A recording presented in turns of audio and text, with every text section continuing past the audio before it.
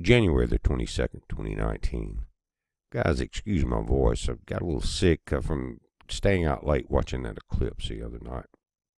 It's getting better.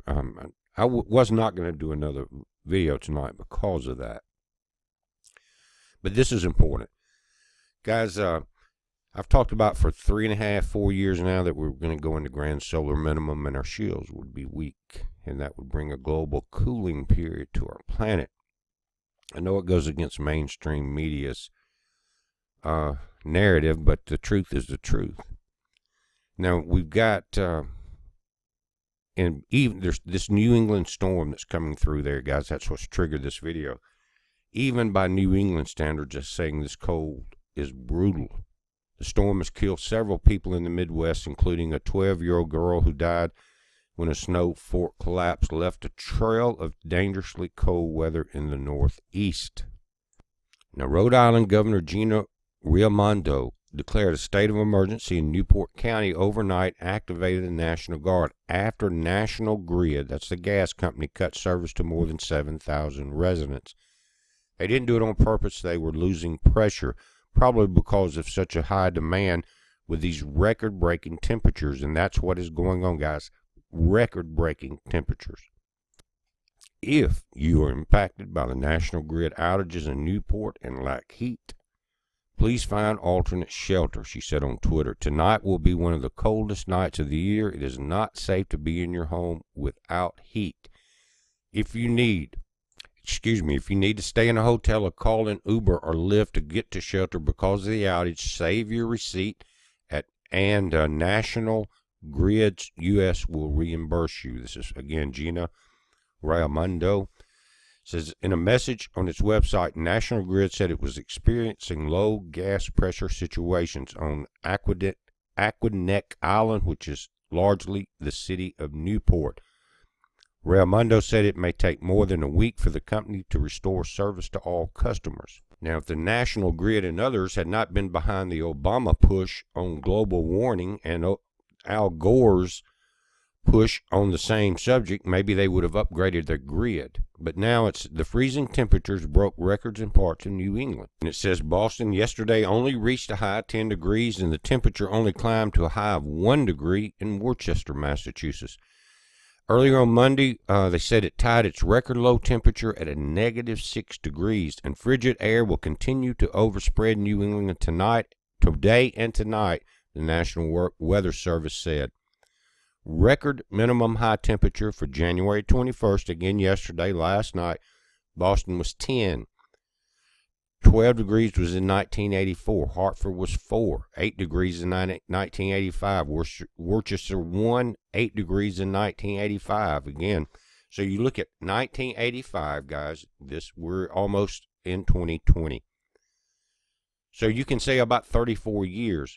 That's 3 solar minimums. Almost 36 years is 3 solar minimums, going from high to low. But now we've been in. Let me back up. For the last maybe 10 solar cycles, we've been going down each year in solar activity and sunspot activity. I've been warning. Here it is. Parts of New England will remain under wind chill advisory through Wednesday morning, as temperatures could feel like -5 to -20 degrees. People eventually, listen to what I'm saying, the utilities will not be able to keep up with both the population and the temperature change. Says temperatures are going to moderate to be more average for this time of year. However, another big cold snap, is going to move in for the weekend. Now, this is just Tuesday night. The waves of cold air will continue for the next 2 weeks. This is the Arctic vortex dropping, guys.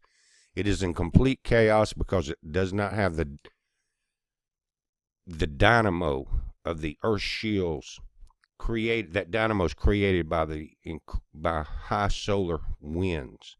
That dynamo strikes our Earth's shields, transfer it into the center of the Earth, and it makes it spin tight.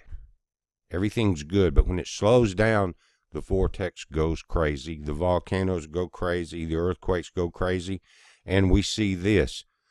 Again, 3.5 years of warning. It says Monday's deep freeze contributed to hundreds of delays or canceled flights Monday at Boston Logan International Airport. And this is from Jennifer Mahegan, spokeswoman for Massachusetts Port Authority. Guys, again, try to keep it as short as I can. But this is what's coming. And, of course, it's going to get warm for a couple of days, and we're going to go back into two or three waves of this cold air. How many cycles of this do you think that our broken infrastructure can deal with? You better start preparing. You need food and you need water. You need shelter. You need alternative heat sources.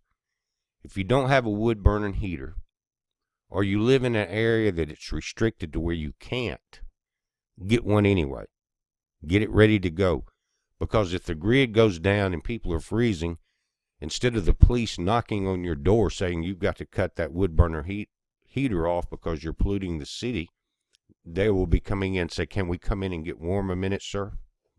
You bring them in, give them some coffee, so you got it, bud. But guys, that's what we're dealing with. But this happened before.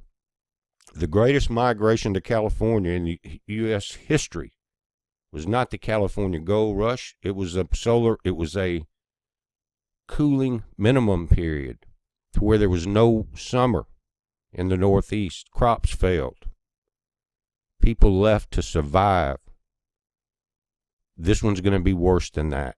It's a heads up. Be safe.